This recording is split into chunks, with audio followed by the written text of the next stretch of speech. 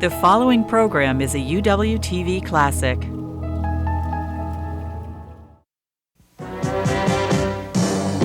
From the University of Washington in Seattle, Upon Reflection with Al Page.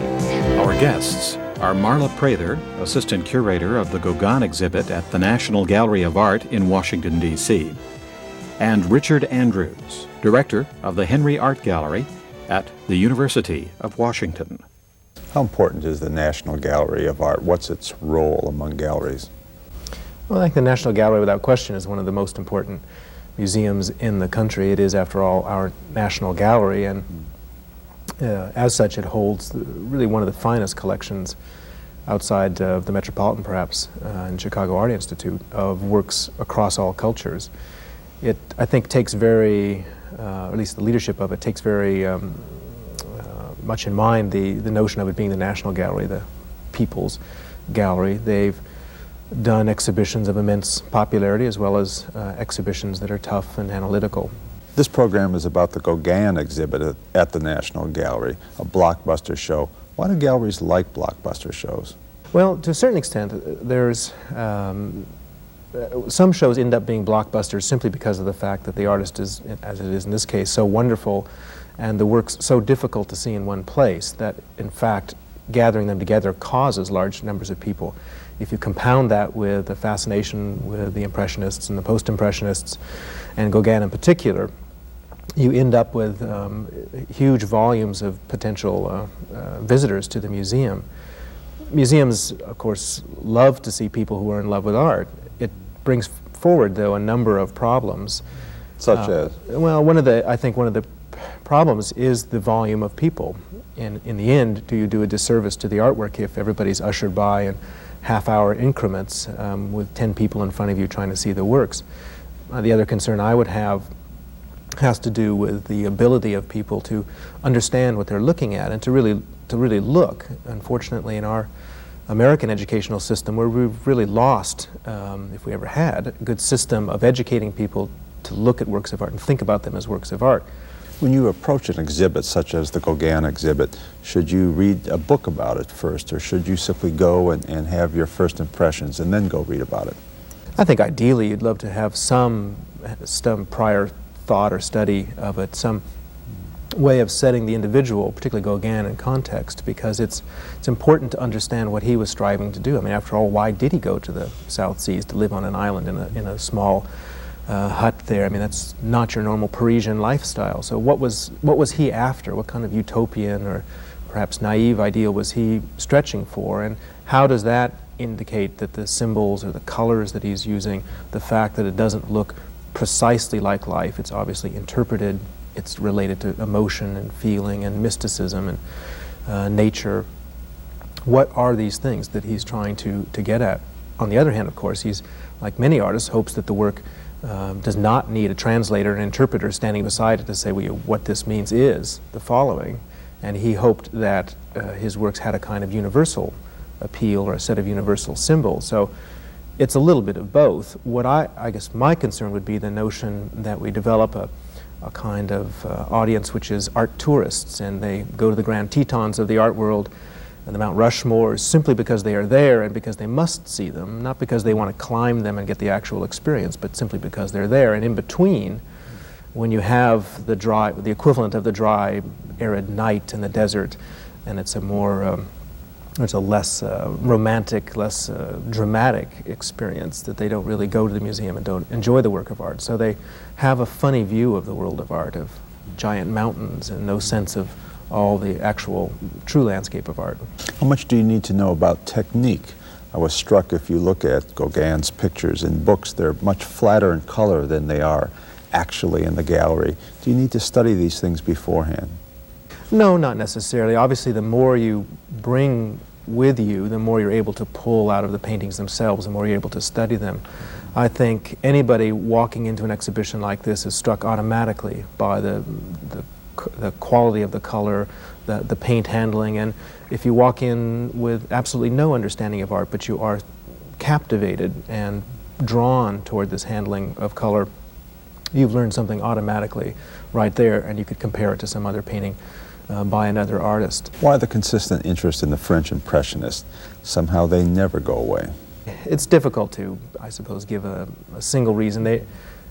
They represent an idealized view of the world, a kind of romanticized world without much violence, although there is a political undercurrent in some of the artists' work. But it's about light, it's about color, it's about being in the countryside with the dappled sunlight and the leaves falling, or the perfect snow-lit, or the snow scene in the wintertime. So it has these characteristics that are, I think, for a great number of people, uplifting. And very romantic. And in some respects romantic, and also the artists were quite romantic and vivid characters in their own right. Is there a certain vicariousness in this art? Do we see a life that we'd like to live ourselves? I think it offers one aspect of art which has been around for centuries, the notion of being transported through a window, the old notion of the picture frame as a window. And prior to the Impressionists, one really tried as much as possible to make that illusion of a window exist through perspective and realistic detail. What they did is change the window to make it more of an interpretive, expressionistic or impressionistic window, but nonetheless you're quite able to fly through that window and find yourself in that emotional field or that field of color. One of the things that strikes you when you go to a blockbuster like this type of show, you go to a counter and they sell calendars and they sell reproductions. As a director, how do you feel about this? Is this just good business? Is this a classy way of running a gallery? Well, there's much debate about it. I personally feel that it can be taken to an extreme when you sort of merchandise the works of art. And secondly, you're selling imitations after all. And as much as we want, let's say, a good catalog to be able to distribute the ideas and information about the artist so that you learn from it, does a calendar, does a postcard, does a Gauguin ashtray or whatever do exactly the same sort of thing? Or are you reducing the image to some sort of logo? And art, one of the qualities of art that's so important is the fact that it's an original object. It's a singular thing. And in the television age and the world that we live in, repetition is so easy with fax machines and Xerox machines and cameras and the like. So repetitive image is a very easy thing to accomplish. It's one that's very common. The notion of an original thing, it seems to me, should be prized, and perhaps we should be more conscious of that and concentrate on reproduction for publications and the like that have an educational merit. Again, as a director, what obligation do you have to artists, whether they're living or dead, when you hang their paintings in your gallery?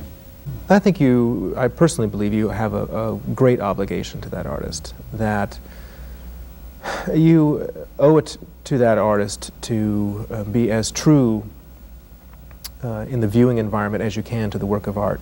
There are many exhibitions which actually do a disservice to the work of art, where the ego or the signature of the museum is in the forefront and the work becomes an adornment for that museum environment.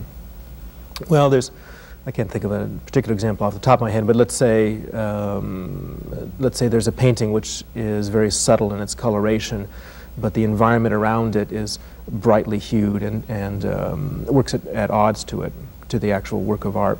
A good museum installation should be one in which the environment is tuned somewhat like a musical instrument, so that the work of art is the center point and the room resonates, it's changed, it's conformed the volume, the light, and the space, so that your concentration is on the work of art and you can get the most out of it. And so in fact you don't really see the building structure. One last question. If Gauguin came back and saw one of these exhibits, what do you think he would have felt? Would he have assumed that he was getting the appropriate respect from the directors of galleries? Well, I suppose I will never know, but it would be wonderful to see him walk into the space and see the regard that people have from the museum world through the general audience for these works of art. I mean, it is an audience. He's found a remarkable audience, far greater than the audience that he even could conceive of in his own time. In a moment, we're going to show you some film of the Gauguin exhibit at the National Gallery of Art. But first, I want to ask Marla Prather, an associate curator, some questions. Marla, in your opinion, what is the function of the National Gallery of Art?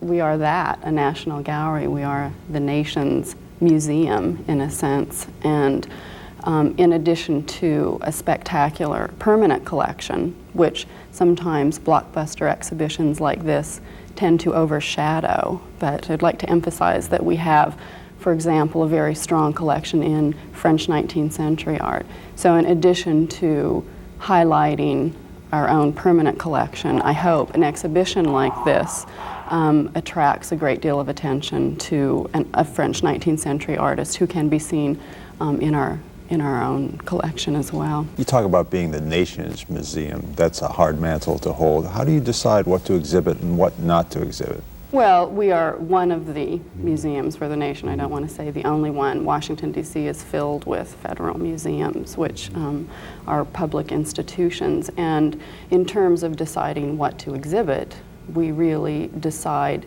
the way any other museum decides to exhibit an exhibition. And a lot of factors go into that. For example, the Gauguin Exhibition, we decided this. Actually, it was a long decision over several years, and it was sort of an accumulation of ideas from a number of different institutions. When did you start? When did the first ideas come in? Well, probably back in 1983. An exhibition like this has been in the works for about 5 years. Who originated the idea? Well, it was actually a number of people. There were smaller Gauguin exhibitions which were taking place in various institutions. The Musée d'Orsay in Paris was thinking of doing a Gauguin exhibition. The Art Institute of Chicago as well. We were thinking of doing a show. And what it was the coming together of those three institutions, because you have much greater strength, obviously. Was it difficult to get the three institutions to pull together? No, not at all. We have a good working relationship with both the Musée d'Orsay in Paris and have done exhibitions with France, several times, and so we had a very good established relationship with them, as well as the Art Institute of Chicago, which has particularly strong holdings in 19th century French, and we have worked with them before.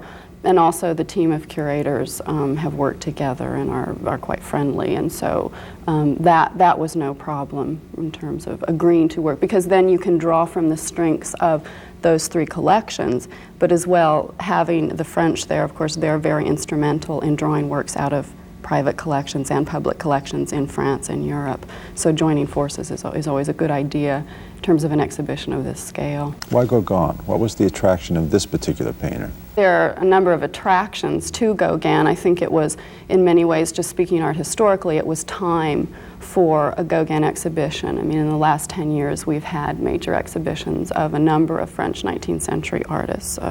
The big exhibitions on Van Gogh, for example, in New York, and then most recently in Paris.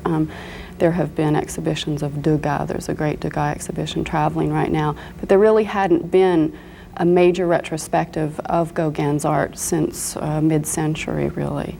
And there hasn't been an exhibition of this scale ever. The closest one is really the 1906 retrospective that was held in Paris 3 years after Gauguin's death. So in many ways it was time. These things sort of move in cycles, and it sort of occurred to people that there hadn't been a good Gauguin exhibition for quite some time. From what countries did you assemble the various pictures that we see on the wall? Virtually every continent on the globe. I mean, just looking at the next room, there are paintings from Kansas City, from Tahiti, from the Soviet Union, from Buenos Aires, from European collections, from Japan, so all around the world. Scandinavia, everywhere. What's the process by which a painting is packaged and sent over to you? How can it be prepared carefully so it arrives safely? First of all, there's a long process before it's ever shipped, and selecting the works of art is a long process, and then negotiating the loans for those works is sometimes rather complicated.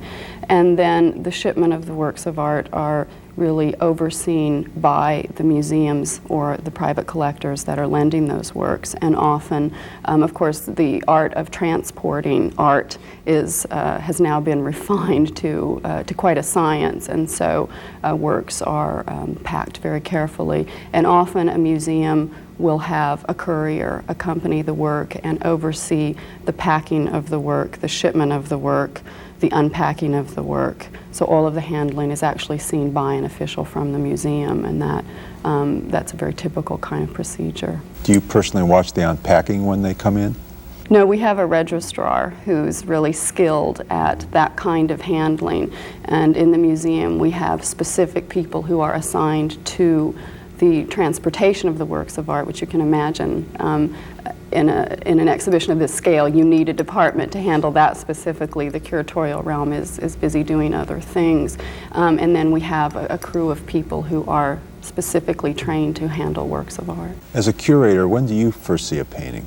You can see it as soon as it arrives. Are you like a mad scientist in the Larson cartoon? Do you jump up and down and click your heels and say, oh, another one? Absolutely, absolutely, because you're so busy with the organization of the exhibition and preparing all of these loans and preparing a catalog. And so while you're busy proofreading galleys and checking footnotes and that kind of thing, these magnificent works are arriving. They were arriving in our West building.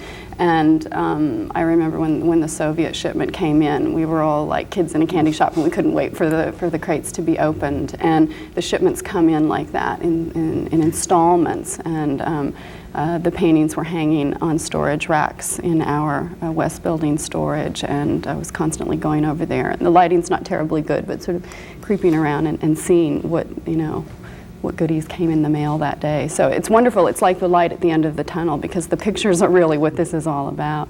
How do you decide ahead of time how you're going to assemble the pictures? What pictures are you going to place together? We have a very sophisticated installation and design department that has, long before the pictures arrived, laid out maps of the galleries and so forth, and constructed walls, and all of this has been well thought out in advance. And then we actually work with small maquettes of the paintings that are little tiny postage-sized stamp maquettes that are drawn to scale. And then we have maps of the galleries, and you do preliminary laying out of the pictures. But all of that changes once the pictures arrive, because the pictures really tell you where they should hang. Somebody's going to say, what do you mean they tell you where they're going to hang? Because you're working with these little black and white maquettes, and it seems to you that thematically, for example, paintings work together on a certain wall. And then when you actually put those pictures on the wall, when you have the actual pictures, which are big and painted and colorful, then two paintings simply don't work together. And it's a trained curatorial eye and our installation department that really decides on what kinds of juxtapositions are the most meaningful and bring out the best in a picture. In this exhibit, did you actually shift some around from room to room?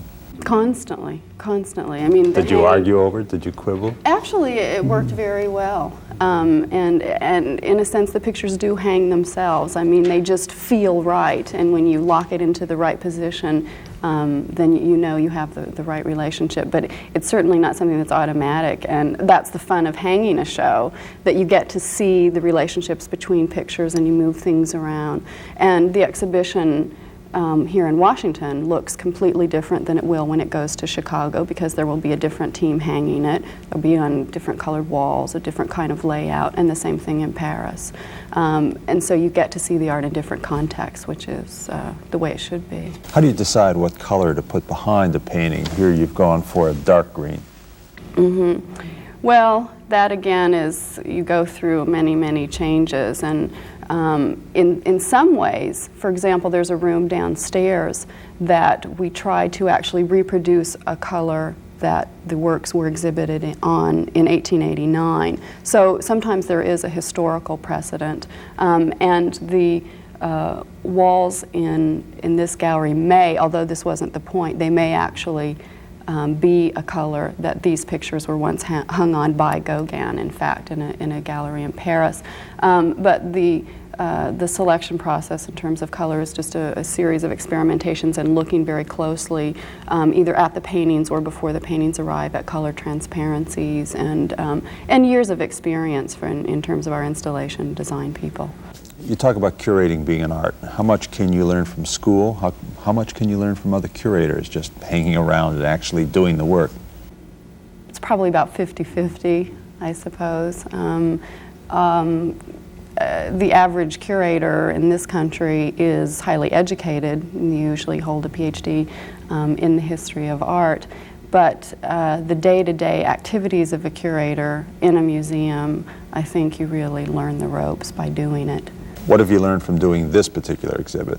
I've learned that working with these objects is really the whole point, and the whole the wonder of being able to work in a museum like this, and this is the reward, and all of the other sort of day-to-day activities, it all makes those seem worthwhile. Because when we were hanging the show, and you get to sort of pick up a sculpture and look at the bottom and see what's on the back of a painting, and see a painting in different light, and see it next to different neighbors, I think that's really the greatest reward, because these are unbelievable works of art that aren't going to be seen together like this again in the very near future. So what you've seen in a book really comes to life.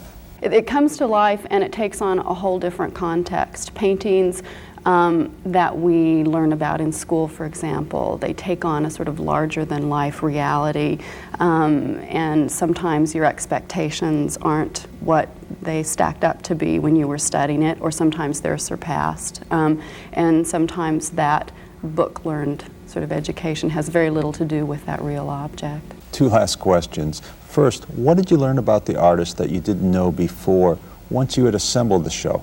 I learned that he was a far better painter than I ever thought he was, really. I mean, the exhibition has really surpassed any expectations I had. And just in working on the exhibition and working with Gauguin very closely for the past couple of years, I've learned that he is a far more complicated man and a more complicated intellect than perhaps we thought before. And he's not simply the man who sort of checked out of middle-class society in Paris and off he went to live in Tahiti, but he was someone who, while he was off in those islands, was constantly thinking about all kinds of issues that affect Western civilization as well as Polynesia. And the sort of depth of this man's psychology and intellect, I think, are incredibly vast, and I don't pretend to completely understand it. A last question, the Nation's Museum, when somebody views this exhibit, what would you like them to walk away with? Well, I hope that they walk away enriched by these works of art, and that perhaps the kinds of expectations that I was talking about, that Gauguin was a painter of beautiful Tahitian nymphs, which he certainly was, but he was far more than that. And I hope that they see the range of his art, because one of the points of the exhibition is to show Gauguin in all of his manifestations. He was a great sculptor. He was one of the most inventive printmakers of the 19th century. I think as a ceramicist, he can't be beat. And so I hope that a visitor would recognize that this man is a great painter of these Polynesian subjects, but that also he was a great sculptor and a great artist in many realms. I can't resist a postscript. Do you wish you had met the artist? That I'm not sure about. Of course I would like to meet him, but he's a difficult personality. I'm not sure how much I'd like him. Thank you, Marla. This morning we had the pleasure of roaming the Gauguin exhibit at the National Gallery of Art, and we've taken a number of photographs. We'd like to share them with you.